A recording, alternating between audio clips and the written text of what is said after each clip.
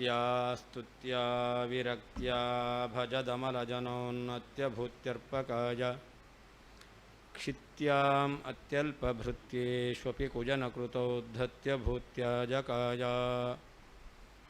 ಕರ್ತ್ರೇ ಧರ್ತ್ರೇ ಥಹರ್ತ್ರೇ ಹಯಮುಖಹರಯೇ ಮುತ್ರಪಾತ್ರೇ ನಮಸ್ತೆ ತಸ್ಮೈ ಕಸ್ಮೈಚಿದಸ್ಮನ್ ಮನಸಿ ಧೃತಕಥಾ ವಿಸ್ಮೃತೌ ಸ್ಮಾರಕಾಯ ತಪೋ ವಿದ್ಯಾ ವಿರಕ್ತ್ಯಾದಿ ಸದ್ಗುಣೌಘಾಕರಾನಹಂ ವಾದಿರಾಜಗುರೂನ್ ವಂದೇ ಹಯಗ್ರೀವಪದಾಶ್ರಯಾನ್ ಪೂಜ್ಯಾಯ ರಾಘವೇಂದ್ರಾಯ ಸತ್ಯಧರ್ಮರತಾಯ ಚ ಭಜತಾಂ ಕಲ್ಪವೃಕ್ಷಾಯ ನಮತಾಂ ಕಾಮಧೇನವೇ ತಪಸ್ವಾಧ್ಯಾಯ ಶುಶ್ರೂಷಾ ಕೃಷ್ಣಪೂಜಾರತಂ ಮುನಿಂ ವಿಶ್ವೇಶಮಿಷ್ಟದಂ ವಂದೇ ಪರಿವ್ರಾಟ್ಚಕ್ರವರ್ತಿನಂ ಬಂಧಮಿಥ್ಯಾತ್ವತೋ ಮುಕ್ತಂ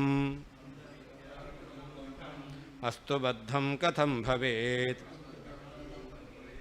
ಶುಕ್ತೋ ರೂಪ್ಯತ್ವಮಿಥ್ಯಾತ್ವೇ ಶುಕ್ತಿತೈವ ನ ರೂಪ್ಯತಾ ಬಂಧ ಅವಾಸ್ತವ ಮಿಥ್ಯಾ ಅಂತ ಹೇಳಿದ್ರು. ಬಂಧ ಮಿಥ್ಯಾ ಆಗಿದೆ ಅಂತಾದರೆ ಬ್ರಹ್ಮ ಏನಾದ? ಯಾವಾಗಲೂ ಮುಕ್ತನೇ ಆದ. ಬಂಧ ಮಿಥ್ಯಾ ಅಂತ ಆಗಿಬಿಟ್ರೆ ಬ್ರಹ್ಮ ಏನಾದ? ಯಾವಾಗಲೂ ಮುಕ್ತ ಅಂತಲೇ ಆಗಿದ್ದಾನೆ. ಆದ್ದರಿಂದ ಕಥಂ ಬದ್ಧಂ ಭವೇತ್, ಬ್ರಹ್ಮ ಬದ್ಧನಾಗಲಿಕ್ಕೆ ಹೇಗೆ ಸಾಧ್ಯ? ಅವರು ಒಬ್ಬನೇ ಬ್ರಹ್ಮನನ್ನು ಬದ್ಧ ಮುಕ್ತ ಅಂತ ಕರೀತಾರೆ. ಬಂಧ ಎಂಬತಕ್ಕಂಥದ್ದು ಮಿಥ್ಯಾ ಆಗಿದೆ ಅಂತಾದರೆ ಆವಾಗ ಅವನು ಯಾವಾಗಲೂ ಶುದ್ಧನೇ ಆದ. ಬದ್ಧ ಆಗಲಿಕ್ಕೆ ಹೇಗೆ ಸಾಧ್ಯ? ಅಂದರೆ ಬ್ರಹ್ಮನನ್ನು ನೀವು ಬದ್ಧನೂ ಹೌದು ಮುಕ್ತನೂ ಹೌದು ಅಂತ ಹೇಳ್ತಕ್ಕಂಥದ್ದು ಸರಿಯೇ ಅಲ್ಲ. ಯಾಕೆ? ಬಂಧ ಮಿಥ್ಯಾ ಅಂತ ಹೇಳಿದ್ರಿಂದ ಬದ್ಧನಾಗಲಿಕ್ಕೆ ಸಾಧ್ಯವೇ ಇಲ್ಲ.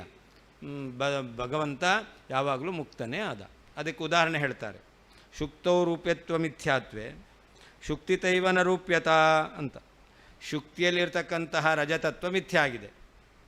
ಹಾಗಾದರೆ ಶುಕ್ತಿ ರಜತ ಆಯಿತು ಅಂತ ಹೇಳ್ತಾರ?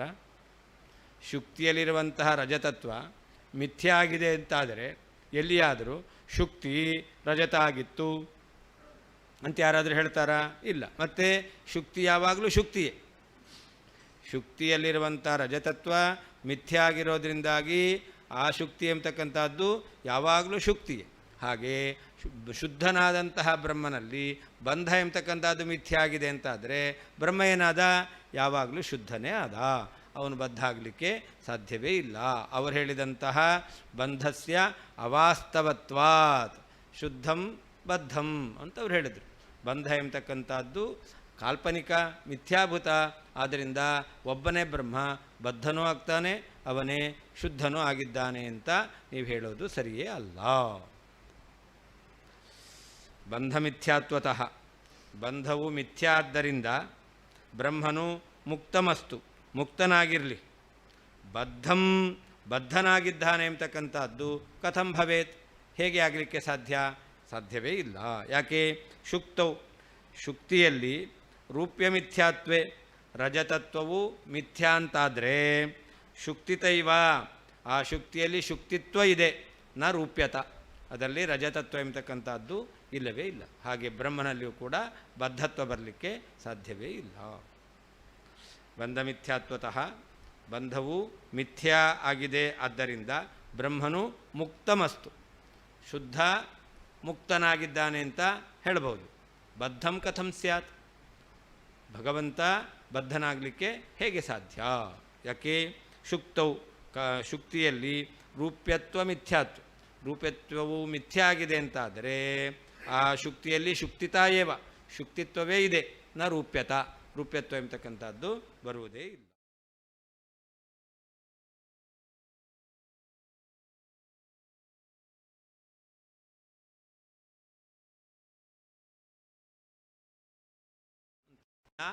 ಆಸೆ ಅಷ್ಟೇ ಇದು, ಅದು ಯಾವತ್ತೂ ಕೂಡ ಫಲಕಾರ್ಯ ಆಗಲ್ಲ ಅಂತ. ಅಂದರೆ ಅಧುನಾ ಪ್ರಾಗ್ ಆಶಾ ಇತ್ಯನೇನ, ಇನ್ನು ಆಸೆ ಅಷ್ಟೇ ಅಂತೇನು ಹೇಳಿದ್ರಲ್ಲ, ಸೂಚಿತಂ ಅರ್ಥಂ, ಆಶೆ ಎಂಬತಕ್ಕಂಥದ್ರಿಂದ ಸೂಚಿತವಾದಂಥ ಅರ್ಥ ಅದನ್ನು ಸ್ಪಷ್ಟವಾಗಿ ಹೇಳ್ತಾ ಇದ್ದಾರೆ.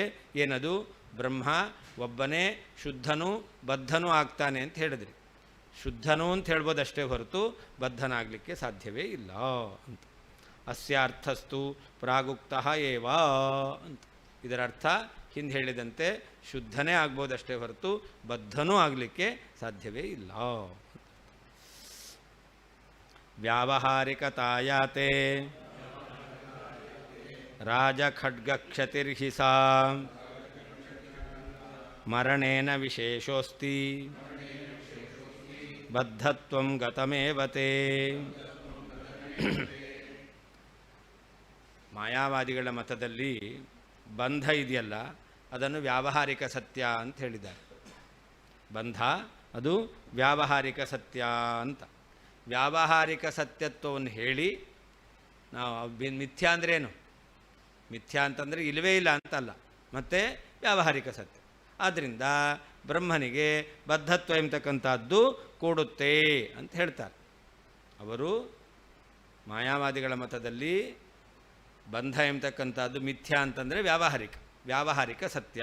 ವ್ಯಾವಹಾರಿಕತಾಚಯ, ನೀವೇನು ಆ ಬಂಧಕ್ಕೆ ವ್ಯಾವಹಾರಿಕತ್ವವನ್ನು ಒಪ್ಪಿಬಿಟ್ಟು ಬ್ರಹ್ಮನಲ್ಲಿ ಬದ್ಧತ್ವ ಎಂಬತಕ್ಕಂಥದ್ದು ಇದೆ ಅಂತ ಹೇಳ್ತಾ ಇದ್ದೀರ. ಆದರೆ ಅದು ಸರಿಯಲ್ಲ ಅಂತ. ಯಾಕೆ ಅಂತಂದರೆ ಆ ವ್ಯಾವಹಾರಿಕ ಸತ್ಯತ್ವ ಅಂತಿದೆಯಲ್ಲ, ಅದು ರಾಜನ ಕೈಯಲ್ಲಿರ್ತಕ್ಕಂತಹ ಖಡ್ಗ ಇದ್ದ ಹಾಗೆ. ವ್ಯಾವಹಾರಿಕ ಸತ್ಯತ್ವ ಅಂತ ಹೇಳ್ತಾ ಇದ್ದೀರಲ್ಲ, ಅದು ರಾಜನ ಕೈಯಲ್ಲಿರ್ತಕ್ಕಂಥ ರಾಜ ಖಡ್ಗ ಕ್ಷತಿಹಿ ಅಂತ. ರಾಜನ ಕೈಯಲ್ಲಿರ್ತಕ್ಕಂಥ ಖಡ್ಗದಿಂದ ಆಗತಕ್ಕಂಥ ಕ್ಷತಿ ಅಂದರೆ ಹೊಡೆತ, ಅಂದರೆ ಮರಣ ಅಂತ ಅರ್ಥ. ಆದರೆ ಅದನ್ನು ಹೇಳ್ತಾರೆ ಮರಣೇನ ವಿಶೇಷೋಸ್ತಿ ಅಂತ. ಹೇಗೆ ಮರಣ ಆದರೂ ಕೂಡ ಬ್ರಹ್ಮನಿಗೆ ಬದ್ಧತ್ವ ಎಂಬತಕ್ಕಂಥದ್ದು ಮೂರು ಕಾಲದಲ್ಲಿಯೂ ಕೂಡ ಇಲ್ಲ. ಯಾಕೆ? ಬಂಧ ಎಂಬತಕ್ಕಂಥದ್ದು ವ್ಯಾವಹಾರಿಕ ಅಂದ್ರೇನು? ತ್ರೈಕಾಲಿಕ ನಿಷೇಧ ಪ್ರತಿಯೋಗಿತ್ವ. ಅವ್ರ ಮತ ಪ್ರಕಾರ ಮಿಥ್ಯಾ ಅಂದ್ರೇನು? ಮೂರು ಕಾಲದಲ್ಲಿಯೂ ಇಲ್ಲ ಅಂತ ಅರ್ಥ. ಬಂಧ ಎಂಬತಕ್ಕಂಥದ್ದು ವ್ಯಾವಹಾರಿಕ ಅಂದ್ರೇನರ್ಥ? ಮೂರು ಕಾಲದಲ್ಲೂ ಇಲ್ಲ. ಮೂರು ಕಾಲದಲ್ಲಿ ಇಲ್ಲ ಅಂತಂದ ಮೇಲೆ ಅದು ಬ್ರಹ್ಮನಲ್ಲಿ ಬರಲಿಕ್ಕೆ ಹೇಗೆ ಸಾಧ್ಯ? ಯಾವುದು ಮೂರು ಕಾಲದಲ್ಲಿ ಇಲ್ಲವೋ ಅದು ಬ್ರಹ್ಮನಲ್ಲಿ ಬರಲಿಕ್ಕೆ ಹೇಗೆ ಸಾಧ್ಯ? ಆದ್ದರಿಂದ ವ್ಯಾವಹಾರಿಕತ್ವ ಅಂತಕ್ಕಂಥದ್ದು ಇದೆಯಲ್ಲ, ಅದು ರಾಜನ ಕೈಯಲ್ಲಿರ್ತಕ್ಕಂತಹ ಖಡ್ಗ. ಆ ಖಡ್ಗದಿಂದ ಮರಣ ಆಗಿದೆ ಅಂತಾದರೆ ಮತ್ತೆ ಬದುಕಲಿಕ್ಕೆ ಸಾಧ್ಯನಾ? ಸಾಧಾರಣ ಸೈನಿಕನ ಕೈಯಲ್ಲಿರ್ತಕ್ಕಂಥ ಕತ್ತಿಯಿಂದ ಹೊಡೆತ ಬಿದ್ದರೆ ಸಾಯ್ತಾನೆ. ಹಾಗಿರ್ಬೇಕಾದ್ರೆ ರಾಜ ಅಂದರೆ ಇನ್ನೂ ಬಲಿಷ್ಠನಾಗಿರ್ತಕ್ಕಂತಹ ರಾಜನ ಕೈಯಲ್ಲಿರ್ತಕ್ಕಂತಹ ಖಡ್ಗದಿಂದ ಮೃತನಾಗಿದ್ದಾನೆ ಅಂತಂದರೆ ಮತ್ತೆ ಅಲ್ಲಿ ಬದುಕಲಿಕ್ಕೆ ಸಾಧ್ಯ ಇದೆಯಾ? ಇಲ್ಲವೇ ಇಲ್ಲ. ಆದ್ದರಿಂದ ನೀವು ಹೇಳ್ತಕ್ಕಂಥದ್ದು ಈ ಬಂಧ ಎಂಬತಕ್ಕಂಥದ್ದು ಅದು ವ್ಯಾವಹಾರಿಕ ಅಂತ ಹೇಳಿದ್ರೆ ಅದು ರಾಜನ ಕೈಯಲ್ಲಿರ್ತಕ್ಕ ಖಡ್ಗದಿಂದ ಮರಣ ಅಂದರೆ ಏನರ್ಥ? ಇಲ್ಲ ಅಂತ ಅರ್ಥ. ಮರಣ ಬಂತು ಅಂದರೆ ಇಲ್ಲ ಅಂತ ಅರ್ಥ ತಾನೆ. ಹಾಗೆ ಬಂಧ ಇದೆಯಲ್ಲ ಅದೇನಾಗಿದೆ? ವ್ಯಾವಹಾರಿಕ ಸತ್ಯ ಅಂದರೆ ಏನರ್ಥ? ಮೂರು ಕಾಲದಲ್ಲಿ ಇಲ್ಲ ಅಂತ ಅರ್ಥ. ಮೂರು ಕಾಲದಲ್ಲಿ ಇಲ್ಲ ಅಂತ ಹೇಳಿದ ಮೇಲೆ ಬ್ರಹ್ಮ ಬದ್ಧ ಆಗೋದೇನೆ ಹೇಗೆ? ಅದರಿಂದ ಬ್ರಹ್ಮನಲ್ಲಿ ಬದ್ಧತ್ವ ಬರಲಿಕ್ಕೆ ಸಾಧ್ಯವೇ ಇಲ್ಲ. ನಿನ್ನ ಸಿದ್ಧಾಂತದ ಯಾವ ವ್ಯಾವಹಾರಿಕತಾ ಬಂಧವು ವ್ಯಾವಹಾರಿಕ ಸತ್ಯವಾಗಿದೆ ಎಂಬತಕ್ಕಂಥದ್ದು ಸತ್ವತ್ವ ಇದೆಯೋ ಅದು ರಾಜ ಖಡ್ಗ ಕ್ಷತಿ, ರಾಜನ ಕೈಯಲ್ಲಿರುವಂತಹ ಖಡ್ಗದಿಂದ ಉಂಟಾಗಿರತಕ್ಕಂತಹ ಮರಣೆ ಬಾಧ ಎಂಬತಕ್ಕಂತಹ ಮರಣದಲ್ಲಿ ನ ವಿಶೇಷ ಅಸ್ತಿ, ವಿಶೇಷ ಎಂಬತಕ್ಕಂಥದ್ದು ಇಲ್ಲ. ನಿನ್ನ ಬದ್ಧತ್ವವು ಗತಮೇವ, ಇಲ್ಲವೇ ಇಲ್ಲ ಅಂತ. ಅಂದರೆ ವ್ಯಾವಹಾರಿಕ ಸತ್ಯತ್ವವನ್ನು ಒಪ್ಪಿದರೆ ಶುಕ್ತಿ ರೂಪದಲ್ಲಿರ್ತಕ್ಕಂತಹ ಏನು ಸತ್ಯತ್ವ ಅದು ಪ್ರಾತಿಭಾಸಿಕ. ಬಂಧನದಲ್ಲಿ ಇರತಕ್ಕಂಥ ಸತ್ಯತ್ವ ವ್ಯಾವಹಾರಿಕ. ಅವರಲ್ಲಿ ಮೂರು ಸತ್ಯತ್ವ ಇದೆ. ಬ್ರಹ್ಮನಲ್ಲಿ ಪಾರಮಾರ್ಥಿಕ ಸತ್ಯತ್ವ, ಈ ಸಂಸಾರದಲ್ಲಿ ವ್ಯಾವಹಾರಿಕ ಸತ್ಯತ್ವ, ಶುಕ್ತಿ ರೂಪದಲ್ಲಿ ಪ್ರಾತಿಭಾಸಿಕ ಸತ್ಯತ್ವ ಅಂತ. ಏನು ವ್ಯತ್ಯಾಸ? ಶುಕ್ತಿರೂಪ್ಯ ಇದಂ ರಹಿತಂ ಜ್ಞಾನ ಬಂತು, ಶುಕ್ತಿಯನ್ನು ನೋಡಿ ರಜತ ಜ್ಞಾನ ಬಂತು. ಇದಕ್ಕೆ ಬಾಧ ಬೇಗ ಬರುತ್ತೆ. ಇದಕ್ಕೆ ಬಾಧ ಎಂಬತಕ್ಕಂಥದ್ದು ಬೇಗ ಬರುತ್ತೆ. ವ್ಯಾವಹಾರಿಕ ಸತ್ಯ ಅಂತ ಯಾವುದನ್ನು ಕರೀತಾರೋ ಅದು ಬ್ರಹ್ಮಜ್ಞಾನದಿಂದ ಬಾಧ ಬರುತ್ತೆ ಅಂತ. ಬಾಧ ಸ್ವಲ್ಪ ತಡವಾಗಿ ಬರುತ್ತೆ, ವಿಳಂಬ ಇದೆ. ಶುಕ್ತಿರೂಪ್ಯ ಇದಂ ರಹಿತಂ ಜ್ಞಾನ ಬಂತು, ಅದಕ್ಕೆ ನೇದಂ ರಹಿತಂ ಅಂತ ಬಾಧಜ್ಞಾನ ಬೇಗ ಬರುತ್ತೆ. ಇಲ್ಲಿ ಆದರೆ ಯಾವುದನ್ನು ನಾವು ವ್ಯಾವಹಾರಿಕ ಅಂತ ತಿಳಿದಿದ್ದೇವೋ ಅದಕ್ಕೆ ಬಾಧ ಎಂಬತಕ್ಕಂಥದ್ದು ಬ್ರಹ್ಮಜ್ಞಾನದಿಂದ ಬರುವುದು, ಸ್ವಲ್ಪ ವಿಳಂಬವಾಗಿ ಬರುತ್ತೆ. ಆದರೆ ಆ ಬ್ರಹ್ಮಜ್ಞಾನದಿಂದ ಬಾಧ ಎಂಬತಕ್ಕಂಥದ್ದು ಬಂತಲ್ಲ, ಅದು ಏನು, ಅದು ಕೂಡ ಇಲ್ಲ ಅಂತಲೇ ಹೇಳೋದು. ಏನರ್ಥ, ಈ ಸಂಸಾರ ಎಂಬತಕ್ಕಂಥದ್ದು ಇಲ್ಲ ಅಂತಲೇ ಹೇಳೋದು. ಶುಕ್ತಿರೂಪ್ಯಕ್ಕೆ ಬಾಧಜ್ಞಾನ ಬಂದರೂ ಕೂಡ ಶುಕ್ತಿರೂಪ್ಯ ಇಲ್ಲ ಅಂತಲೇ ಹೇಳೋದು. ಹಾಗಾದರೆ ಎರಡೂ ಕೂಡ ಏನಾಗಿದೆ, ಮರಣೆ ನ ವಿಶೇಷ ಅಸ್ತಿ ಅಂತ. ಒಂದು ಬ್ರಹ್ಮಜ್ಞಾನದಿಂದ ಬಾಧ್ಯ, ಇನ್ನೊಂದು ಸಂಸಾರಾವಸ್ಥೆಯಲ್ಲೇ ಬಾಧಜ್ಞಾನದಿಂದ ಬಾಧ್ಯವಾಗಿದೆ. ಎರಡೂ ಕೂಡ ಬಾಧ್ಯ ಆಗಿದೆ. ಹಾಗಾದರೆ ಒಬ್ಬ ಸೈನಿಕನ ಕೈಯಲ್ಲಿ ಸತ್ತವನು, ಇನ್ನೊಬ್ಬ ರಾಜನ ಕತ್ತಿಯಲ್ಲಿ ಸತ್ತವನು, ಅಲ್ಲೇನಾದರೂ ವ್ಯತ್ಯಾಸ ಇದೆಯಾ? ಅದಕ್ಕೆ ಅವ್ರು ಹೇಳಿದ್ದು ಈ ವ್ಯಾವಹಾರಿಕ ಸತ್ಯತ್ವ ಅಂತಿದೆಯಲ್ಲ, ಇದು ರಾಜ ಖಡ್ಗಕ್ಷತಿ ಅಂತ. ಅಂದರೆ ರಾಜ ಅಂದರೆ ಜಗದೊಡೆಯನಾದ ಪರಮಾತ್ಮ. ಆ ಪರಮಾತ್ಮನ ಅಹಂ ಬ್ರಹ್ಮಾಸ್ಮಿ ಜ್ಞಾನ ಬಂತು ಅಂತಂದರೆ ಆವಾಗ ಈ ಸಂಸಾರ ಎಂಬತಕ್ಕಂಥದ್ದು ಏನಾಗುತ್ತೆ, ಇಲ್ಲ ಅಂತ ಆಗುತ್ತೆ. ಹಾಗಾದರೆ ಇದು ಇಲ್ಲ ಅಂತ ಆಗೋದು, ಇದಕ್ಕೂ ಕೂಡ ಮರಣ ಎಂಬತಕ್ಕಂಥದ್ದಿದೆ. ಆದರೆ ಯಾರಿಂದ ಆಗೋದು, ಪರಮಾತ್ಮನ ಜ್ಞಾನ ಬಂದಾಗ ಸಂಸಾರ ಇಲ್ಲ ಅಂತಾಗೋದು. ಶುಕ್ತಿರೂಪ್ಯ ಅದು ಇಲ್ಲ ಅಂತಲೇ ಆಗುತ್ತೆ. ಯಾವಾಗ, ಬ್ರಹ್ಮಜ್ಞಾನ ಬರಬೇಕು ಅಂತಿಲ್ಲ, ನೇದಂ ರಹಿತಂ ಜ್ಞಾನ ಬಂದ ಕೂಡಲೇ ಅದು ಬಾಧಿತವಾಗುತ್ತೆ. ಹಾಗಾದರೆ ಸಂಸಾರ ಎಂಬತಕ್ಕಂಥದ್ದು ವ್ಯಾವಹಾರಿಕ ಸತ್ಯ ಅಂದರೂ ಬಾಧ್ಯ ಅಂತ ಅರ್ಥ. ಶುಕ್ತಿರೂಪ್ಯವು ಪ್ರಾತಿಭಾಸಿಕ ಸತ್ಯ ಅಂದರೆ ಬಾಧ್ಯ ಅಂತ ಅರ್ಥ. ಶುಕ್ತಿರೂಪ್ಯ ಬಾಧಿತವಾಗೋದು ಯಾವಾಗ, ಬೇಗ ಆಗುತ್ತೆ. ಸಂಸಾರ ಎಂಬತಕ್ಕಂಥದ್ದು ಬಾಧಿತ ಆಗೋದು ನಿಧಾನವಾಗಿ. ಆದರೆ ಎರಡೂ ಕೂಡ ಬಾಧಿತ ಆಗೋದು ಹೌದು, ಅದರಲ್ಲಿ ವಿಶೇಷ ಇಲ್ಲ. ಆದ್ದರಿಂದಾಗಿ ಬ್ರಹ್ಮನಲ್ಲಿ ಬದ್ಧತ್ವವನ್ನು ಹೇಳಲಿಕ್ಕೆ ಬರೋದೇ ಇಲ್ಲ.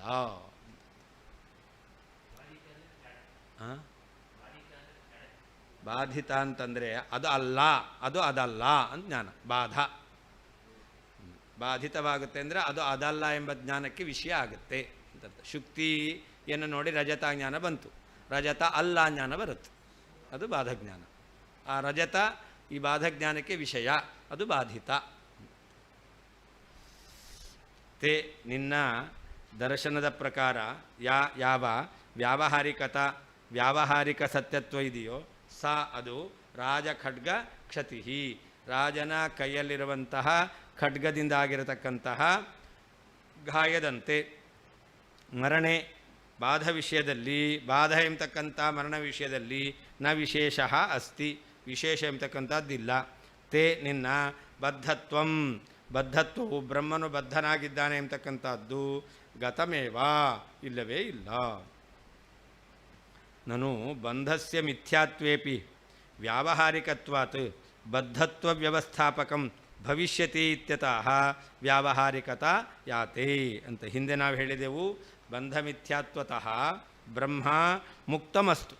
ಬಂಧ ಮಿಥ್ಯಾದ್ರಿಂದಾಗಿ ಬ್ರಹ್ಮ ಅವನು ಮುಕ್ತನಾಗಿರಲಿ, ಬದ್ಧನಾಗೋದು ಹೇಗೆ ಅಂತ. ಅದಕ್ಕೆ ಅವ್ರು ಹೇಳ್ತಾ ಇದ್ದಾರೆ, ಬಂಧಸ್ಯ ಮಿಥ್ಯಾತ್ವೇಪಿ, ಬಂಧ ಮಿಥ್ಯಾ ಆದರೂ ಕೂಡ ವ್ಯಾವಹಾರಿಕತ್ವ, ಅದರಲ್ಲಿ ವ್ಯಾವಹಾರಿಕ ಸತ್ಯತ್ವ ಇದೆ. ಆದ್ದರಿಂದ ಬ್ರಹ್ಮ ಏನಾಗ್ತಾನೆ, ಬದ್ಧತ್ವ ವ್ಯವಸ್ಥಾಪಕಂ, ಬ್ರಹ್ಮ ಬದ್ಧನು ಅಂತ ಹೇಳ್ಬೋದಲ್ಲ. ಮಿಥ್ಯಾ ಆದರೂ ಕೂಡ ಬ್ರಹ್ಮ ಬದ್ಧ ಅಂತ ಹೇಳ್ಬೋದು. ಅಂತಂದರೆ ವ್ಯಾವಹಾರಿಕತಾ ರಾಜಖಡ್ಗ ಕ್ಷತಿ, ರಾಜಕರಧೃತ ಖಡ್ಗಾತ್ ಜಾತ ವ್ರಣಂ ಇವ ಇತ್ಯರ್ಥ. ವ್ರಣಂ ಇತ್ಯರ್ಥ, ರಾಜನ ಕೈಯಲ್ಲಿ ಹಿಡಿದುಕೊಂಡಿರುವಂತಹ ಖಡ್ಗದಿಂದ ಉಂಟಾಗಿರ್ತಕ್ಕಂತಹ ಗಾಯ ಅಂತರ್ಥ. ಬ್ರಹ್ಮಜ್ಞಾನಾದ್ ಬಾಧೋ ಹಿ ವ್ಯಾವಹಾರಿಕತಾ ನಾಮ. ವ್ಯಾವಹಾರಿಕತ್ವ ಅಂತ ಯಾವುದನ್ನು ಕರೀತಾರೆ, ಯಾವುದು ಬ್ರಹ್ಮಜ್ಞಾನದಿಂದ ಬಾಧಿತವಾಗುತ್ತೋ ಅದು ವ್ಯಾವಹಾರಿಕ ಸತ್ಯ. ಯಾವುದು ಸಂಸಾರಾವಸ್ಥೆಯಲ್ಲೇ ಬಂದಂಥ ಜ್ಞಾನದಿಂದ ಬಾಧಿತವಾಗುತ್ತೋ ಅದು ಪ್ರಾತಿಭಾತಿಕ ಸತ್ಯ ಅಂತ ಅವ್ರು ಹೇಳ್ತಾರೆ. ಬ್ರಹ್ಮಜ್ಞಾನಾತ್ ಬಾಧೋ ಹಿ ವ್ಯಾವಹಾರಿಕತಾ ನಾಮ ತಸ್ಮಾತ್ ರಾಜಖಡ್ಗಕ್ಷತಿ ಇತ್ಯುಕ್ತಂ. ಅದರಿಂದ ಬಂಧಕ್ಕೆ ವ್ಯಾವಹಾರಿಕತ್ವ ಒಪ್ತೀರಾ ಅಂದರೆ ಏನರ್ಥ, ಬ್ರಹ್ಮಜ್ಞಾನದಿಂದ ಬಾಧಿತವಾಗುತ್ತೆ. ಆದ್ದರಿಂದ ಅದನ್ನೇನಂತ ಹೇಳಿದ್ದಾರೆ, ರಾಜನ ಕೈಯಲ್ಲಿರುವ ಖಡ್ಗದಿಂದ ಅದು ಮರಣವನ್ನು ಹೊಂದತಕ್ಕಂಥದ್ದು ಅಂತ ಹೇಳಿದ್ದಾರೆ. ಮರಣೆ ನಾಸೀದಸ್ತಿ ಭವಿಷ್ಯತಿ ಇತಿ ಉಕ್ತವಾದ ರೂಪ ಮರಣೆ ಅಂತ. ಮರಣ ಅಂದ್ರೇನರ್ಥ? ಬಾಧ್ಯತ್ವ ಅಂದ್ರೇನು? ನಾಸ್ತಿ ನಾಸೀತ್ ನ ಭವಿಷ್ಯತ್, ಈಗಿಲ್ಲ, ಹಿಂದಿರಲಿಲ್ಲ, ಮುಂದೆ ಇರೋದಿಲ್ಲ ಅಂತ ಅರ್ಥ. ಇದನ್ನೇ ಮಿಥ್ಯಾತ್ವ ಅಂತ ಕರೆಯೋದು. ಮಿಥ್ಯಾತ್ವ ಅಂದರೂ ಕೂಡ ಹಿಂದಿರಲಿಲ್ಲ, ಈಗಿಲ್ಲ, ಮುಂದೆ ಇರೋದಿಲ್ಲ. ನಾಸ್ತಿ ನಾಸೀತ್ ನ ಭವಿಷ್ಯತಿ ಎಂಬತಕ್ಕಂತಹ ಈ ಜ್ಞಾನಕ್ಕೆ ವಿಷಯ ಆಗಿದೆ ಅಂತ. ಇದನ್ನೇ ಬಾಧ ಅಂತ ಕರೀತಾರೆ. ತೇ ಬಂಧ ಮಿಥ್ಯಾತ್ವವಾದಿನಃ ಅಂತ. ಅಂದರೆ ಯಾರು ಬಂಧ ಮಿಥ್ಯಾತ್ವವನ್ನು ಹೇಳ್ತಾ ಇದ್ದಾರೋ ಅವ್ರ ಪ್ರಕಾರ ಬಂಧ ಮಿಥ್ಯ, ನಾಸ್ತಿ ನಾಸಿ ನ ಭವಿಷ್ಯತಿ. ಮೂರೂ ಕಾಲದಲ್ಲಿಲ್ಲ ಅಂದಮೇಲೆ ಬ್ರಹ್ಮಬದ್ಧನಾಗೋದು ಹೇಗೆ? ಆದ್ದರಿಂದ ಮಿಥ್ಯಾತ್ವವನ್ನು ಒಪ್ಪಿದ ಮೇಲೆ ಅದು ಬ್ರಹ್ಮಜ್ಞಾನದಿಂದ ಬಾಧಿತವಾಗುತ್ತೆ ಅಂತ ಹೇಳ್ತೀರಾ. ಬ್ರಹ್ಮಜ್ಞಾನದಿಂದ ಬಾಧಿತವಾಗುತ್ತೆ ಮಿಥ್ಯಾ. ಮಿಥ್ಯಾತ್ವ ಅಂದರೆ ಏನರ್ಥ? ಮೂರು ಕಾಲದಲ್ಲಿ ಇಲ್ಲ ಅಂತ. ಹಾಗಾದರೆ ಬ್ರಹ್ಮನಿಗೆ ಬದ್ಧತ್ವ ಬರಲಿಕ್ಕೆ ಹೇಗೆ ಸಾಧ್ಯ? ಸಾಧ್ಯವೇ ಇಲ್ಲ.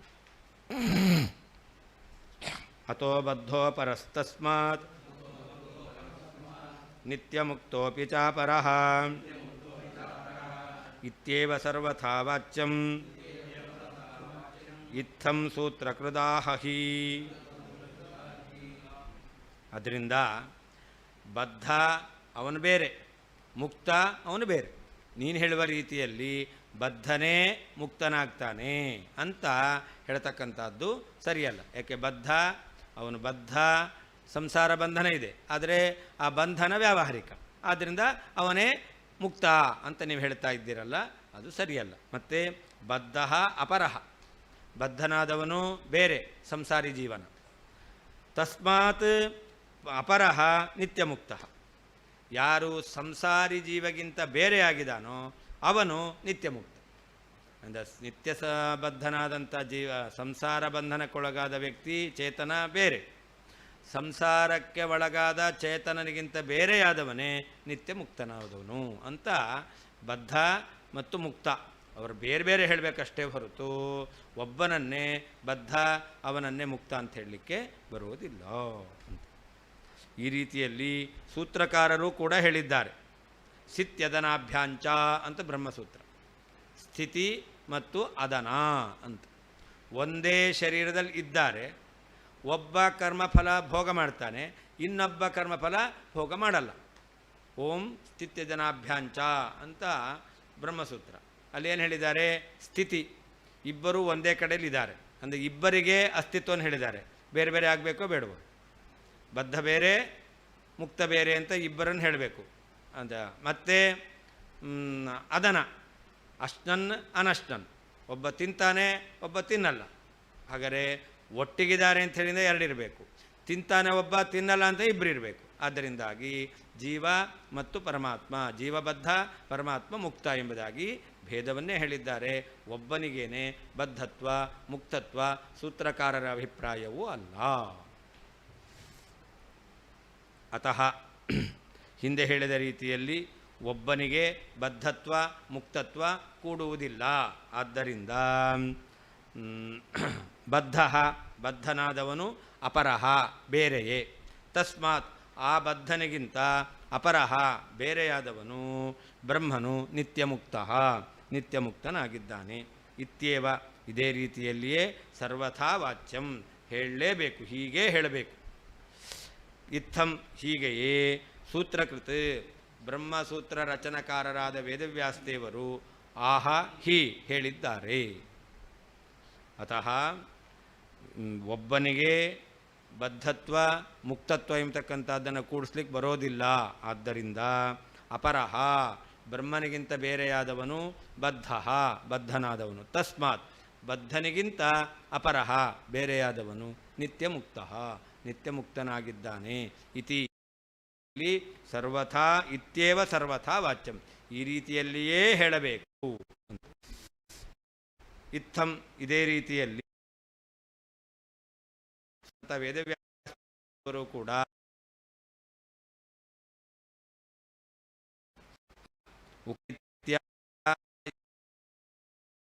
ಮುಕ್ತಯೋಗ ಅಂದ್ರೆ ಏನರ್ಥ? ಒಬ್ಬ ಬ್ರಹ್ಮನಿಗೇನೆ ಬದ್ಧತಕ್ಕಂತ ಹೇಳಲಿಕ್ಕೆ ಬರೋದಿಲ್ಲ. ಅಪರ ಇತ್ಯತ್ರ ಅಪರಃ ಪರಮಾತ್ಮ.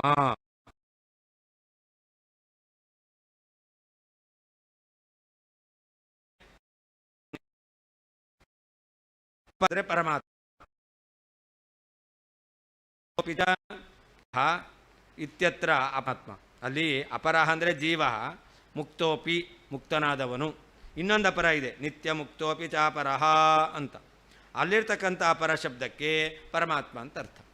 ಮೊದಲನೇ ಅಪರ ಶಬ್ದಕ್ಕೆ ಜೀವ ಮತ್ತು ಮುಕ್ತನಾದವನು.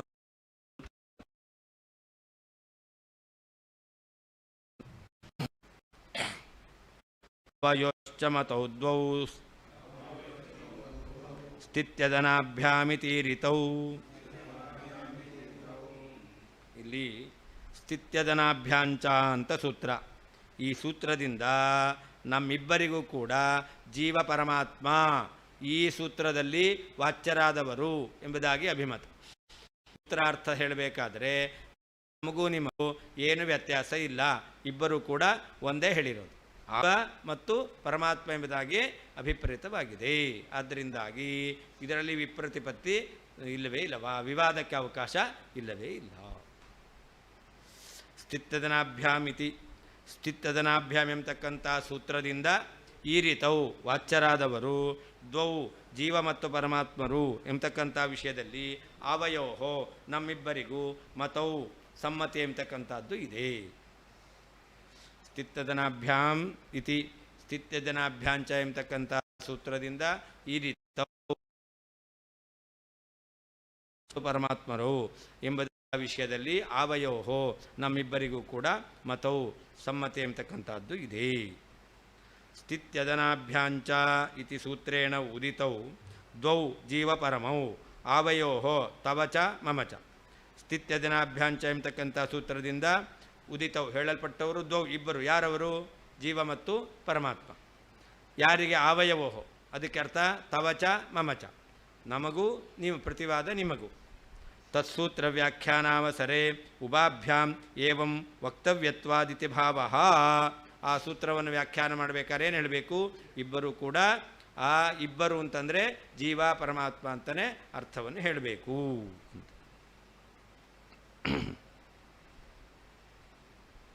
ಸ್ಥಿತ್ಯದನಾಭ್ಯಾಂ ಈಕ್ಷರ ಕ್ಷೇತ್ರಜ್ಞೌ ಗೃಹ್ಯೇತೆ ಅಂತ ಶಂಕರ ಭಾಷ್ಯದಲ್ಲಿ ಹೇಳಿದ್ದಾರೆ. ಸ್ಥಿತ್ಯದನಾಭ್ಯಾದಿಂದ ಈಶ್ವರ ಮತ್ತು ಜೀವ ಅವನನ್ನು ಇಟ್ಕೊಳ್ಬೇಕು ಅಂತ ಅವರು ಮಾಡಿದ್ದಾರೆ. ಗುಹಾಂ ಪ್ರವಿಷ್ಟಾವಾತ್ಮಾನೌ ಹಿ ತದ್ದರ್ಶನತಸ್ತ್ವಿತಿ ಸೂತ್ರಂ ವ್ಯಾಕುರ್ವತೋ ಜೀವ ಪರೋದ್ವೌ ಹೃದಿತೇ ಮತೆ. ಇನ್ನೊಂದು ಸೂತ್ರವನ್ನು ಹೇಳ್ತಾ ಇದ್ದಾರೆ. ಓಂ ಗುಹಾಂ ಪ್ರವಿಷ್ಟೌ ಆತ್ಮಾನೋ ಹಿ ತದ್ದರ್ಶನಾತ್ ಓಂ ಅಂತ ಬ್ರಹ್ಮಸೂತ್ರ. ಈ ಸೂತ್ರಕ್ಕೂ ಕೂಡ ಗುಹಾಂ ಪ್ರವಿಷ್ಟೌ ಕೌ, ಹೃದಯ ಗುಹೆಯಲ್ಲಿ ಸನ್ನಿಹಿತರಾಗಿರ್ತಕ್ಕಂಥವರು ಯಾರು ಅಂತಂದರೆ ಅದಕ್ಕೆ ಸಾಂಖ್ಯ ಮತವನ್ನು ನಿರಾಕರಣೆ ಮಾಡಿ ಮಾಯಾವಾದಿಗಳ ಮತದಲ್ಲಿ ಏನರ್ಥ ಮಾಡಿದ್ದಾರೆ? ಜೀವ ಮತ್ತು ಪರಮಾತ್ಮ ಅವರು ಹೃದಯದಲ್ಲಿರ್ತಕ್ಕಂಥವ್ರು. ಸಾಂಖ್ಯರು ಜೀವ ಮತ್ತು ಬುದ್ಧಿ ಅಂತ ಹೇಳಿದ್ದಾರೆ. ಸಾಂಖ್ಯರು ಹೇಳಿರುವಂತಹ ಜೀವ ಮತ್ತು ಬುದ್ಧಿ ಎಂಬತಕ್ಕಂಥದ್ದನ್ನು ನಿರಾಕರಣೆ ಮಾಡಿ ಮಾಯಾವಾದಿಗಳ ಮತದಲ್ಲಿಯೂ ಕೂಡ ಗುಹಾಂ ಪ್ರವಿಷ್ಟೌ ದ್ವಿವಚನ ಇದೆ. ಇಬ್ಬರು ಯಾರು ಅಂತಂದರೆ ಜೀವ ಪರಮಾತ್ಮ ಎಂಬುದಾಗಿ ನೀವು ಕೂಡ ಹೇಳಿದ್ದೀರಾ. ಅದರಿಂದ ದ್ವೌ ಅಂದರೆ ಯಾರನ್ನು ತೆಗೆದುಕೊಳ್ಬೇಕು? ಬದ್ಧನಾದ ಜೀವ, ಮುಕ್ತನಾದ ಪರಮಾತ್ಮ, ಇಬ್ಬರನ್ನೇ ತೆಗೆದುಕೊಳ್ಬೇಕಷ್ಟೇ ಹೊರತು ಈ ಭೇದ ಎಂಬತಕ್ಕಂಥದ್ದು ವ್ಯಾವಹಾರಿಕ, ಅದು ಮಿಥ್ಯಾ ಎಂಬುದಾಗಿ ಹೇಳ್ತಕ್ಕಂಥದ್ದು ಸರಿಯಲ್ಲ.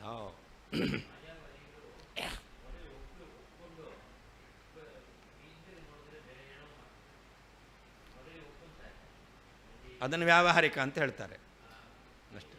ಭೇದವನ್ನು ಒಪ್ತಾರೆ, ಆ ಭೇದವನ್ನು ವ್ಯಾವಹಾರಿಕ ಅಂತಾರೆ. ಅದನ್ನು ಅದು ಸರಿಯಲ್ಲ ಅಂತ ನಾವು ಹೇಳ್ತೀವಿ. ಗುಹಾಂ ಪ್ರವಿಷ್ಟೌ ಆತ್ಮಾನೌ ಹಿ ತದ್ದರ್ಶನತಃ ಇತಿ ಅಂತ ಅದನ್ನು ಆಚಾರ್ಯರು ಅದೇ ಸೂತ್ರವನ್ನು ಹಾಗೆ ಅಲ್ಲ, ವಾದಿರಾಜ ತೀರ್ಥರು ಆ ಸೂತ್ರವನ್ನು ಹಾಗೇ ಹೇಳಿಲ್ಲ, ಸ್ವಲ್ಪ ಶಬ್ದವನ್ನು ವ್ಯತ್ಯಾಸ ಮಾಡಿ ಹೇಳಿದ್ದಾರೆ. ಏನಂತ? ಗುಹಾಂ ಪ್ರವಿಷ್ಟವು ಆತ್ಮಾನೋ ಹಿ ತದ್ದರ್ಶನಾತ್ ಅಂತ ಸೂತ್ರ. ತದ್ದರ್ಶನತಃ ಅಂತಿಲ್ಲಿದೆ ಇಲ್ಲಿ. ಮತ್ತೆ ಗುಹಾಂ ಪ್ರವಿಷ್ಟವು ಆತ್ಮಾನೋ ಹಿ ತದ್ದರ್ಶನತಃ ಅಂತಿದೆ, ಅಲ್ಲಿ ತದ್ದರ್ಶನಾತ್ ಅಂತಿರೋದು. ಹಾಂ, ಅದೇ ಹೌದು. ಒಂದು ತಹಸೀಲ್ ಪ್ರತ್ಯಯ ಅಂತ ಇಲ್ಲಿ ಶ್ಲೋಕ ಅದು ಸರಿಯಾಗಿ ಆಗಬೇಕು ಅಂತ ದರ್ಶನತಃ ಅಂತ ಮಾಡಿದ್ದಾರೆ. ಅದು ತಹಸೀಲ್ ಪ್ರತ್ಯಯ ಅಂತ ಪಂಚಮಿ ವಿಭಕ್ತಿ ಅರ್ಥದಲ್ಲೇ ಬಂದದ್ದು. ಸೂತ್ರದಲ್ಲಿ ಪಂಚಮಿ ವಿಭಕ್ತಿಯೇ ಇದೆ ಅಷ್ಟೆ. ಗುಹಾಂ ಪ್ರವಿಷ್ಟೋ ಆತ್ಮಾನೋ ತದ್ದರ್ಶನಾತ್ ಎಂಬತಕ್ಕಂತಹ ಸೂತ್ರಂ, ಬ್ರಹ್ಮಸೂತ್ರವು ಬ್ರಹ್ಮಸೂತ್ರವನ್ನು ವ್ಯಾಕುರ್ವತಃ ವ್ಯಾಖ್ಯಾನಿಸುವಂತಹ ತೇ ನಿನ್ನ ಮತೆ ಮತದಲ್ಲಿ ಹೃದಯಾಕಾಶದಲ್ಲಿರ್ತಕ್ಕಂತಹ ಜೀವಪರೌ ಜೀವಪರಮಾತ್ಮರಿಬ್ಬರು ದ್ವೌ ಎಂಬುದಾಗಿ ತದ್ದರ್ಶನತಃ ಇತಿ ಗೃಹಾಂ ಪ್ರವಿಷ್ಟೋ ಆತ್ಮಾನೋ ತದ್ದರ್ಶನಾತ್ ಇತಿ ಎಂಬ ಸೂತ್ರವನ್ನು ವ್ಯಾಕುರ್ವತಃ ವ್ಯಾಖ್ಯಾನವನ್ನು ಮಾಡ್ತಕ್ಕಂತಹ ತೇ ಮತೆ ನಿನ್ನ ಸಿದ್ಧಾಂತದಲ್ಲಿಯೂ ಕೂಡ ಹೃದಯದಲ್ಲಿ ಇರತಕ್ಕಂತಹ ಜೀವಪರೌ ದ್ವೌ ಜೀವ ಮತ್ತು ಪರಮಾತ್ಮ ಎಂಬತಕ್ಕಂಥ ಇಬ್ಬರು ಎಂಬುದಾಗಿ ವ್ಯಾಖ್ಯಾನ ಮಾಡಿದ್ದೀರಾ. ಸೂತ್ರಾಂತರಂಚ ಆಹ, ಸೂತ್ರಕೃತ ಆಹ ಅಂತ ಹೇಳಿದ್ರು. ಒಂದು ಸ್ಥಿತ್ಯಜನಾಭ್ಯಾಂಚ ಅಂತ ಒಂದು ಸೂತ್ರ, ಇನ್ನೊಂದು ಸೂತ್ರ ಅದನ್ನು ಹೇಳ್ತಾ ಇದ್ದಾರೆ. ಗುಹಾಂ ಪ್ರವಿಷ್ಟೋ ಆತ್ಮಾನೋ ಹಿ ತದ್ದರ್ಶನತಃ ಅಂತ ಸೂತ್ರದಿಂದ ವಾಕ್ಯದಿಂದ ಅನೇನ ಗುಹಾಂ ಪ್ರವಿಷ್ಟೋ ಆತ್ಮಾನೋ ಹಿ ತದ್ದರ್ಶನಾತ್ ಇತಿ ಸೂತ್ರಂ ಸಂಗೃಹಾತಿ. ಈ ವಾಕ್ಯದಿಂದ ವೇದವ್ಯಾಸದೇವರು ಹೇಳಿರುವಂತಹ ಗುಹಾಂ ಪ್ರವಿಷ್ಟೋ ಆತ್ಮಾನೋ ಹಿ ತದ್ದರ್ಶನಾತ್ ಎಂಬತಕ್ಕಂಥ ಸೂತ್ರದ ಸಂಗ್ರಹವನ್ನು ಮಾಡಿದ್ದಾರೆ. ಸೂತ್ರಂ ಉಕ್ತ ಸೂತ್ರಂ ಅಂತ ಸೂತ್ರಂ ವ್ಯಾಕುರ್ವತಃ ಅಂತಿದೆ. ಯಾವ ಸೂತ್ರ? ಹಿಂದೆ ಹೇಳಿದ ಗುಹಾಂ ಪ್ರವಿಷ್ಟೋ ಎಂಬತಕ್ಕಂಥ ಸೂತ್ರ ಅಂತ. ತೇ ಅಂತಿದೆ. ದ್ವೌ ಹೃದಿ ತೇ ಮತೆ ತೇ ಮಾಯಾವಾದಿನಃ ಮತೆ ಜೀವಪರೋ ದ್ವೌ ಹೃದಿ ಬುದ್ಧಿಜೀವೋವಿತಿ ಸಾಂಖ್ಯಪಕ್ಷಂ ನಿರಾಕೃತ್ಯ ಅಂತ. ಜೀವಪರವು ಅಂತ ಹೇಳಿದ್ದಾರೆ. ಯಾವುದನ್ನು ನಿರಾಕರಣೆ ಮಾಡಿದ್ದಾರೆ? ದ್ವೌ ಹೃದಿ ಬುದ್ಧಿಜೀವೋವಿತಿ ಸಾಂಖ್ಯಪಕ್ಷಂ ನಿರಾಕೃತ್ಯ. ಬುದ್ಧಿ ಜೀವ ಎಂಬತಕ್ಕಂಥ ಎರಡು ಎಂಬತಕ್ಕಂತಹ ಸಾಂಖ್ಯರ ಸಿದ್ಧಾಂತವನ್ನು ಖಂಡನೆ ಮಾಡಿ ಜೀವ ಪರಮಾತ್ಮನೋವಿತಿ ಸಿದ್ಧಾಂತೀಕರಣಾತ್, ಜೀವ ಪರಮಾತ್ಮ ಎಂಬುದಾಗಿ ನೀವು ಕೂಡ ಸಿದ್ಧಾಂತವನ್ನು ಮಾಡಿದ್ದೀರ. ಆದ್ದರಿಂದ ಹೃದಯ ಇತ್ಯುಕ್ತಂ ಅಂತ, ಹೃದಯದಲ್ಲಿರ್ತಕ್ಕಂಥವರು ಇಬ್ಬರು ಅಂತ ಅಲ್ಲಿ ಹೇಳಿದ್ದಾರೆ.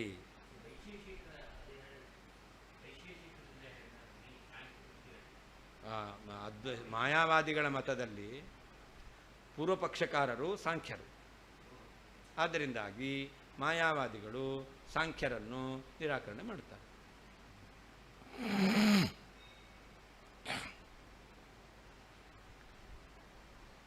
ಸತ್ವಂ ರಜಸ್ತಮ ಇತಿ ಗುಣಾಜೀವಸ್ಯ ನೈವ ಮೇ ಇತಿ ತ್ರಿಗುಣಶೂನ್ಯತ್ವಂ ಸ್ವಸ್ಯೋಕ್ತ್ಯಾ ಹರಿರಂಜಸಾ ಸ್ವಾಧೀನಗುಣತೋ ಬಂಧೋ ಜೀವಸ್ಯೈವೇತಿ ಶಂಸತಿ.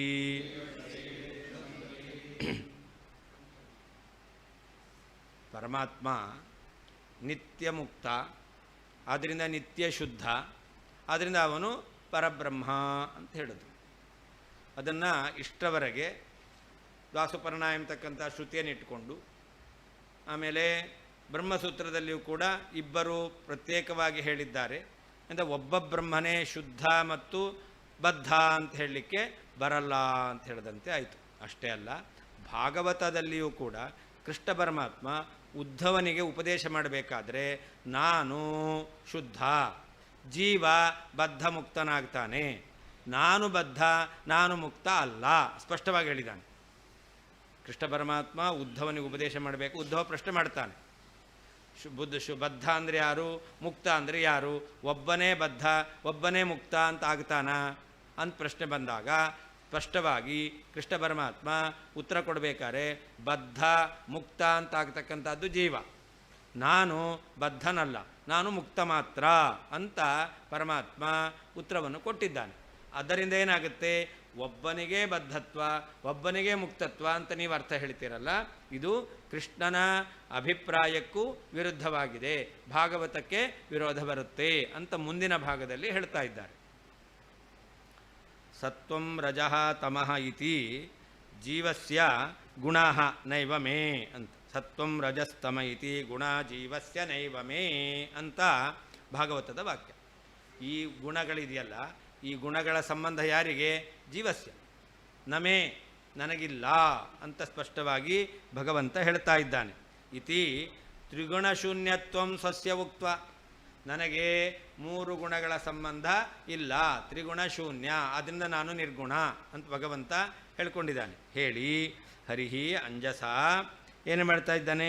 ಸ್ವಾಧೀನ ಗುಣತೋ ಬಂಧೋ ಜೀವಸ್ಯೈವೇತಿ ಶಂಸತಿ ಅಂತ ಮುಂದೆ ಹೇಳಬೇಕಾದ್ರೆ ಇನ್ನೊಂದು ಶ್ಲೋಕದಲ್ಲಿ ಜೀವನಿಗೆ ಸ್ವಾಧೀನ ಗುಣತೋ ಬಂಧ ಜೀವಸ್ಯ ಅಂತ, ತನ್ನ ಅಧೀನದಲ್ಲಿರುವಂತಹ ಈ ಸತ್ವರಜಸ್ತಮೋ ಗುಣಗಳಿಂದ ಸ್ವಾಧೀನ ಗುಣತಃ, ತನ್ನ ಅಧೀನದಲ್ಲಿರ್ತಕ್ಕಂತಹ ಸತ್ವರಜಸ್ತಮೋ ಗುಣಗಳಿಂದಾಗಿ ಜೀವನಿಗೆ ಬಂಧ ಎಂಬುದಾಗಿ ಭಗವಂತ ಹೇಳಿದ್ದಾನೆ. ನನಗೆ ಬಂಧ ಇಲ್ಲ, ಜೀವಸ್ಯ ನೈವಮೇ, ನನಗೆ ಬಂಧ ಇಲ್ಲ ಅಂಥೇಳಿ ಜೀವನಿಗೂ ಕೂಡ ಬಂಧ ಹೇಗೆ ಅಂತಂದರೆ ನನ್ನ ಅಧೀನದಲ್ಲಿರುವಂಥ ತ್ರಿಗುಣ ಸಂಬಂಧದಿಂದ ಅಂತ ಭಗವಂತ ಹೇಳಿದ್ದಾನೆ. ಅದರಿಂದ ಬದ್ಧ ಯಾರು?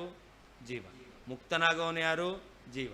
ಪರಮಾತ್ಮ ಏನಲ್ಲ, ಬದ್ಧ ಅಲ್ಲ, ಆದ್ದರಿಂದ ಅವನು ಮುಕ್ತನೂ ಅಲ್ಲ. ನೀವು ಹೇಳುವ ರೀತಿಯಲ್ಲಿ ಒಬ್ಬನಿಗೆ ಬದ್ಧತ್ವ, ಒಬ್ಬನಿಗೆ ಮುಕ್ತತ್ವ ಹೇಳಲಿಕ್ಕೆ ಬರುವುದಿಲ್ಲ.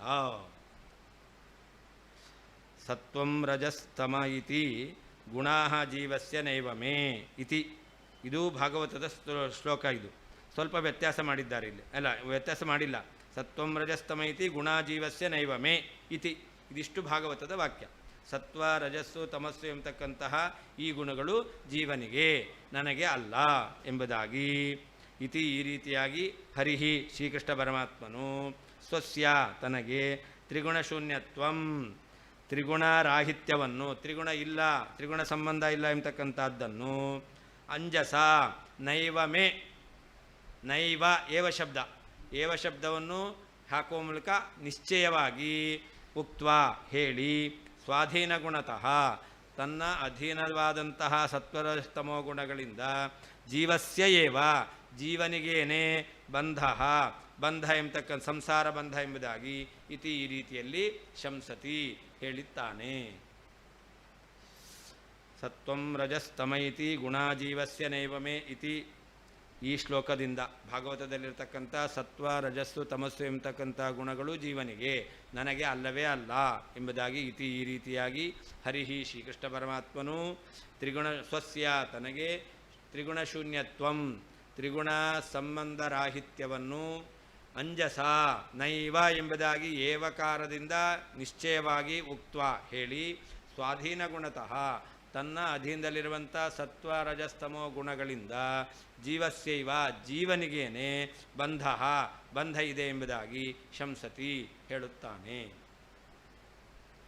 ಬದ್ಧೋ ಮುಕ್ತ ಇತಿ ಹ್ಯಾಖ್ಯ ಗುಣತೋ ಮೇನ ನ ವಸ್ತುತಃ ಇತಿ ಭಾಗವತೆ ಕೃಷ್ಣೇನ ಸ್ವಸ್ಯೈವ ಬದ್ಧತ್ವ ಮುಕ್ತತ್ವ ಕಥನಾತ್ ಕಥಂ ನಿತ್ಯಮುಕ್ತತ್ವಂ ಇತ್ಯಾಶಂಕಾಂ ಪರಿಹರ್ತುಮಾಹ ಅಂತ ಅಲ್ಲಿ ಒಂದು ವಾಕ್ಯ ಇದೆ. ಬದ್ಧೋ ಮುಕ್ತ ಇತಿ ಹ್ಯಾಖ್ಯ ಗುಣತಃ ಮೇ ನ ವಸ್ತುತಃ ಅಂತ. ಈ ಮೇಲ್ನೋಟಕ್ಕೆ ಏನು ತಿಳಿದು ಬರುತ್ತೆ? ನನಗೇನೇ ಗುಣತಃ ಸತ್ವರಜಸ್ತಮೋ ಗುಣಗಳಿಂದ ಬದ್ಧತ್ವವೂ ಇದೆ, ಮುಕ್ತತ್ವವೂ ಇದೆ ಎಂಬುದಾಗಿ ಮೇಲ್ನೋಟಕ್ಕೆ ತಿಳಿದು ಬರ್ತಾ ಇದೆ.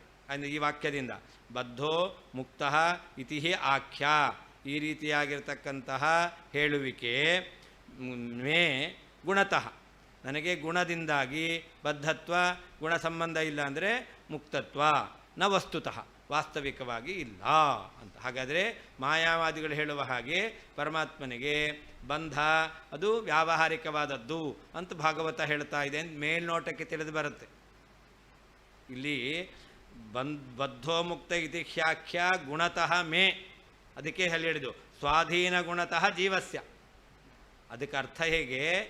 ಮೇ ಗುಣತಃ ಅಂದರೆ ನನಗೆ ಗುಣದಿಂದ ಅಂತ ಅರ್ಥ ಅಲ್ಲ, ನನ್ನ ಅಧೀನದಲ್ಲಿರುವಂಥ ಸತ್ವರಜಸ್ತಮೋ ಗುಣಗಳಿಂದ ಬದ್ಧ ಮುಕ್ತ ಇತಿ ಹ್ಯಾಖ್ಯ ಜೀವಸ್ಯ. ಮೇ ವಸ್ತುತಃ ನನಗೆ ವಾಸ್ತವಿಕವಾಗಿ ಇಲ್ಲವೇ ಇಲ್ಲ ಅಂತ ಅರ್ಥ. ಅದಕ್ಕೆ ಅದರ ಅರ್ಥ ಮೇಲ್ನೋಟಕ್ಕೆ ಪರಮಾತ್ಮನಿಗೇನೆ ಗುಣ ಸಂಬಂಧದಿಂದ ಬಂಧ ಮೋಕ್ಷ ಎಂಬತಕ್ಕಂಥದ್ದು ಇದೆ, ವಾಸ್ತವಿಕವಾಗಿ ಇಲ್ಲ ಅಂತ ಕಾಣಿಸುತ್ತೆ. ಅದನ್ನೇ ಹೇಳ್ತಾ ಇದ್ದಾರೆ. ಇತಿ ಭಾಗವತೆ ಕೃಷ್ಣೇನ ಕೃಷ್ಣನಿಂದ ಸ್ವಸ್ಯೈವ ತನಗೇನೆ ಬದ್ಧತ್ವ ಮುಕ್ತತ್ವ ಕಥನಾತ್. ಅವನು ಹೇಳ್ತಾನೆ ಅಂತ ಮೇ ಗುಣತಃ ಬದ್ಧ ಮುಕ್ತ ಇತಿ ಆಖ್ಯ ಅಂತ ಈ ರೀತಿ ಅರ್ಥ ಮಾಡಿಬಿಟ್ರೆ ತನಗೇನೆ ಬದ್ಧತ್ವ ಮುಕ್ತತ್ವವನ್ನು ಹೇಳಿದ್ದಾನೆ. ಆದ್ದರಿಂದ ಕಥಂ ನಿತ್ಯ ಮುಕ್ತತ್ವಂ, ಕೃಷ್ಣನಲ್ಲಿ ನಿತ್ಯ ಮುಕ್ತತ್ವವನ್ನು ಹೇಗೆ, ಪರಮಾತ್ಮನಲ್ಲಿ ನಿತ್ಯ ಮುಕ್ತತ್ವವನ್ನು ಹೇಗೆ ಹೇಳ್ತೀರಾ? ಇತ್ಯಾಶಂಕಾಂ, ಈ ಆಶಂಕೆಯನ್ನು ಪರಿಹರ್ತು ಪರಿಹಾರ ಮಾಡಲಿಕ್ಕೆ ಹೇಳ್ತಾ ಇದ್ದಾರೆ. ಸತ್ವಂ ರಜಸ್ತಮ ಇತ್ಯಾದಿನ ಇತಿ ತಸ್ಮಿನ್ನೇವ ಪ್ರಕರಣೆ, ಈ ಪ್ರಕರಣದಲ್ಲಿ ಭಗವದ್ವಚನೇನ ಸ್ವಸ್ಯ ಅಂಜಸ ತ್ರಿಗುಣಶೂನ್ಯತ್ವ ಮುಕ್ತ್ವಾ ಬದ್ಧೋ ಮುಕ್ತ ಇತಿ ಖ್ಯಾಖ್ಯ ಗುಣತೋ ಮೇನ ವಸ್ತುತಃ ಎಂಬುದಾಗಿ ಎಲ್ಲಿ ಹೇಳಿದ್ದಾರೋ ಅಲ್ಲೇನೆ ಸತ್ವಂ ರಜಸ್ತಮ ಇತಿ ಗುಣಾಜೀವಸ್ಯ ನೈವ ಮೇ ಅಂತನೂ ವಾಕ್ಯ ಇದೆ. ಅದೇ ಹೇಳ್ತಾ ಇದ್ದಾರೆ. ಅದೇ ಪ್ರಕರಣದಲ್ಲಿ ಭಗವಂತ ಸ್ವಸ್ಯ ತ್ರಿಗುಣಶೂನ್ಯತ್ವಂ ಅಂಜಸ ಉಕ್ತ್ಯ ಅಂತ. ಈ ಪ್ರಕರಣದಲ್ಲಿ ಸ್ವಸ್ಯ ತನಗೆ ಅಂಜಸ ನೈವ ಎಂಬುದಾಗಿ ಅವಧಾರಣಪೂರ್ವಕವಾಗಿ ತ್ರಿಗುಣಶೂನ್ಯತ್ವಂ ಉಕ್ತ್ವ, ತ್ರಿಗುಣ ಸಂಬಂಧ ಇಲ್ಲ ಎಂಬುದಾಗಿ ಹೇಳಿದ್ದಾನೆ. ನೈವ ಇತ್ಯವಧಾರಣಾಭಿಪ್ರಾಯ ಅಂತ. ಅಂಜಸ ಅನ್ನೋದಕ್ಕೆ ನೈವ ಇಲ್ಲವೇ ಇಲ್ಲ ಅಂತ ಅವಧಾರಣ. ಅಂಜಸ ಇತಿ ಅನೇನ ವ್ಯಾವಹಾರಿಕ ಗುಣಾ ಸಂತಿ ಪರಮಾರ್ಥತಃ ನ ಸಂತಿ ಇತ್ಯಾದಿ ಕುತ್ಸಿತ ಯೋಜನಾ ನಿರಸ್ತ ವೇದಿತವ್ಯ. ಅದರಿಂದ ಉಳಿದವರು ಏನು ಅರ್ಥ ಮಾಡ್ತಾರೆ? ವ್ಯಾವಹಾರಿಕವಾಗಿ ಭಗವಂತನಲ್ಲಿ ಬಂಧ ಇದೆ, ಪಾರಮಾರ್ಥಿಕವಾಗಿ ಭಗವಂತನಿಗೆ ಮುಕ್ತತ್ವ ಇದೆ, ಬಂಧ ಇಲ್ಲ ಅಂತ ಈ ರೀತಿಯಾಗಿರ್ತಕ್ಕಂಥ ಕುತ್ಸಿತ ಯೋಜನಾ ಅಂತ ಈ ರೀತಿಯಾಗಿ ಕೆಟ್ಟ ಒಂದು ಅನ್ವಯ ಮಾಡ್ತಾ ಇದ್ದಾರಲ್ಲ, ಅದು ಸರಿಯಲ್ಲ ಅಂತ ಅರ್ಥ. ಕಥಂಚಿತ್ ಗುಣಸದ್ಭಾವೇ ನೈವ ಇತ್ಯವಧಾರಣ ಅಯೋಗಾತ್. ಯಾಕೆ ಪರಮಾತ್ಮ ನೈವ ಮೇ, ನನಗೆ ಇಲ್ಲವೇ ಇಲ್ಲ ಅಂತ ಹೇಳ್ತಾ ಇದ್ದಾನೆ. ನೈವ ಮೇ ಅಂತ ಅದನ್ನೇ ವ್ಯಾಖ್ಯಾನ ಮಾಡಬೇಕಾದ್ರೆ ಅಂಜಸ ಅಂತ ಹೇಳೋದು, ಇಲ್ಲವೇ ಇಲ್ಲ ಅಂತ. ಒಂದು ವೇಳೆ ಅವನಿಗೇನಾದರೂ ಯಾವುದಾದ್ರೂ ಒಂದು ರೀತಿಯಲ್ಲಿ ಗುಣ ಸಂಬಂಧ ಇದೆ ಅಂತಾದರೆ ನೈವ ಅಂತ ಹೇಳಲಿಕ್ಕೆ ಬರುತ್ತಾ? ನೈವ ಅಂತ ಅವಧಾರಣ ಪುರಸ್ಸರವಾಗಿ ಹೇಳಬೇಕು ಅಂತಂದರೆ ಯಾವ ರೀತಿಯಿಂದಲೂ ಗುಣ ಸಂಬಂಧ ಎಂಬತಕ್ಕಂಥದ್ದು ಬರಲೇಬಾರ್ದು. ಅದನ್ನು ಹೇಳ್ತಾ ಇದ್ದಾರೆ. ಕಥಂಚಿತ್ ಗುಣಸದ್ಭಾವೆ, ಯಾವುದಾದ್ರೂ ಒಂದು ರೀತಿಯಿಂದ ತ್ರಿಗುಣ ಸಂಬಂಧ ಇದೆ ಅಂತ ಆಗಿಬಿಟ್ರೆ ನೈವ ಇತಿ ಅವಧಾರಣ ಅಯೋಗ, ಏವ ಶಬ್ದ ಪ್ರಯೋಗ ಮಾಡೋದು ಕೊಡ್ತಾ ಇರಲಿಲ್ಲ. ತತಃ ಕಿಂ ಪ್ರಕೃತೆ, ಅದರಿಂದ ಏನಾಯಿತು? ಇತ್ಯತಃ, ಅದಕ್ಕೆ ಬದ್ಧೋ ಗುಣ ಇತಿ ಖ್ಯಾಖ್ಯ ಗುಣತೋ ಮೇ ನ ವಸ್ತುತ ಇದೆಯಲ್ಲ, ಆ ವಾಕ್ಯಕ್ಕೆ ಅರ್ಥ ಏನು? ಅದನ್ನು ಹೇಳ್ತಾ ಇದ್ದಾರೆ. ಸ್ವಾಧೀನ ಪೂರ್ವೋಕ್ತ ವಾಕ್ಯೇನ ಸ್ವಸ್ಮಿನ್ ಗುಣಾಭಾವ ಅವಧಾರಣಾತ್ ಮೇ ಗುಣತಃ ಇತಿ ವಾಕ್ಯೇಪಿ ಮದಧೀನ ಗುಣತಃ ಇತ್ಯರ್ಥಃ ವಕ್ತವ್ಯ ಇತಿ ಭಾವಃ.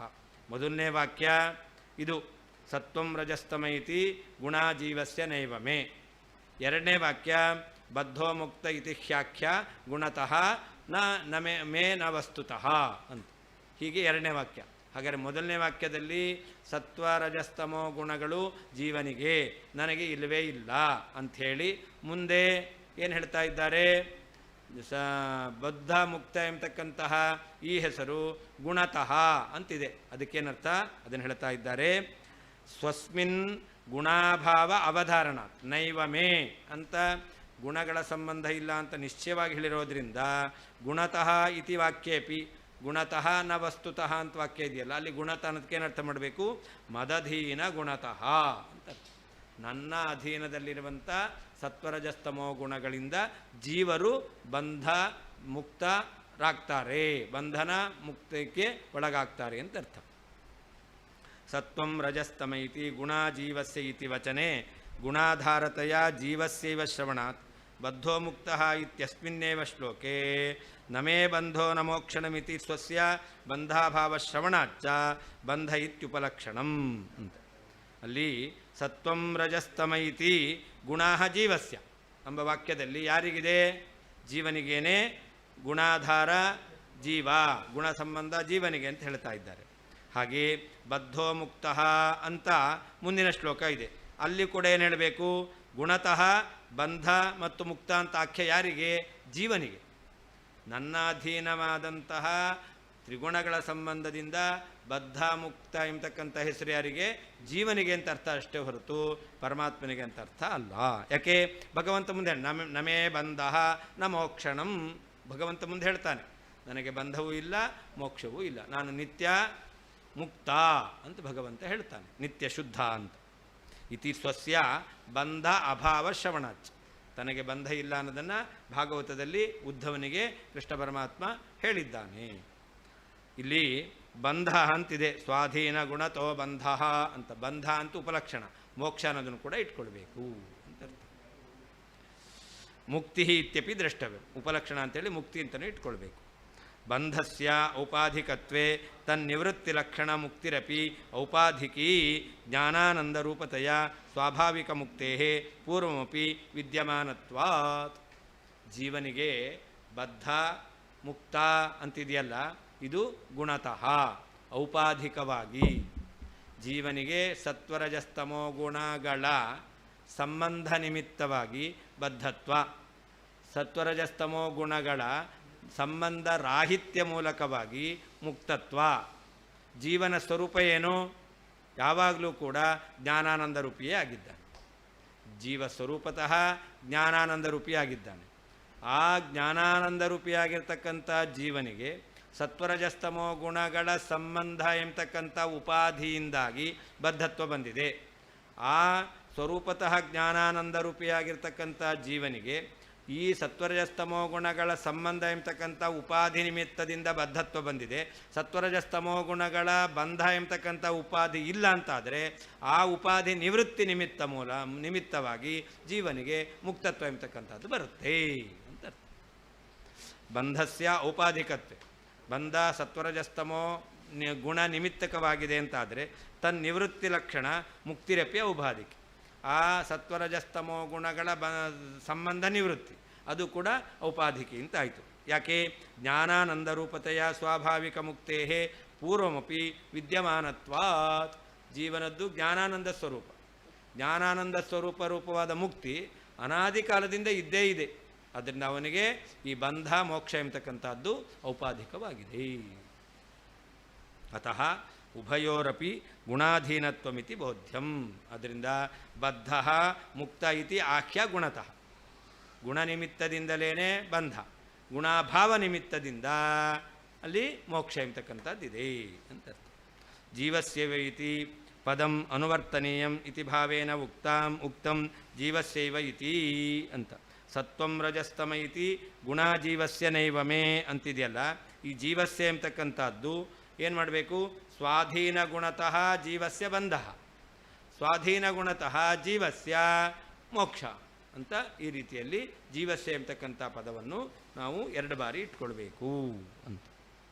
ಹೀಗೆ ಪರಮಾತ್ಮ ನಿತ್ಯ ಶುದ್ಧ. ಯಾಕೆ? ನಿತ್ಯ ಮುಕ್ತ. ಬಂಧ ಅವನಿಗೆ ಇಲ್ಲವೇ ಇಲ್ಲ. ಒಬ್ಬನೇ ಆತ್ಮ ಬದ್ಧ ಮುಕ್ತ ಅಂತ ಹೇಳ್ತಕ್ಕಂಥದ್ದು ಭಾಗವತ ವಾಕ್ಯಕ್ಕೂ ಕೂಡ ವಿರುದ್ಧವಾದದ್ದು.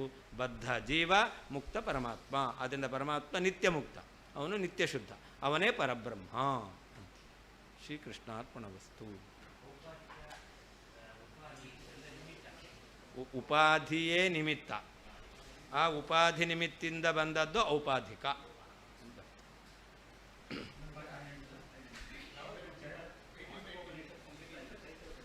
ಮಾಂಡೂಕ್ಯ ಉಪನಿಷತ್ತು ಯಾವಾಗೋ ಕಂಪ್ಲೀಟ್ ಆಗಿದೆ. ತೈತ್ತಿರೀಯ ಉಪನಿಷತ್ತು ಸ್ವಲ್ಪ ಆಗಿರೋದು. ಮಂಗಳಾಚರಣೆ ಎಲ್ಲ ಹೇಳಿದೆ. ಹಾಂ 18, 19. ಮುಂದಿನ ಪಾಠ 18, 19 ಶುಕ್ರವಾರ ಶನಿವಾರ.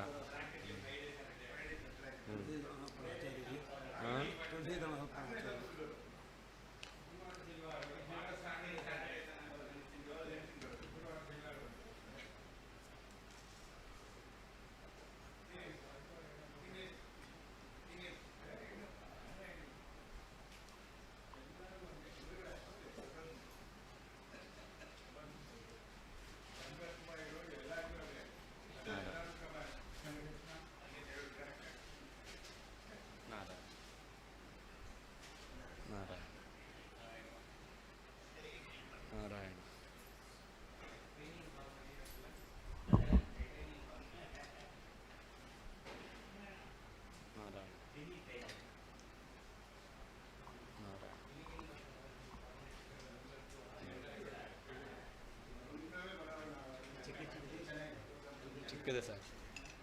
ನಿನ್ನೆ ಪಾಠ ಕಷ್ಟ ಇತ್ತು, ಇವತ್ತಿನ ಪಾಠ ಕಷ್ಟ ಇಲ್ಲ.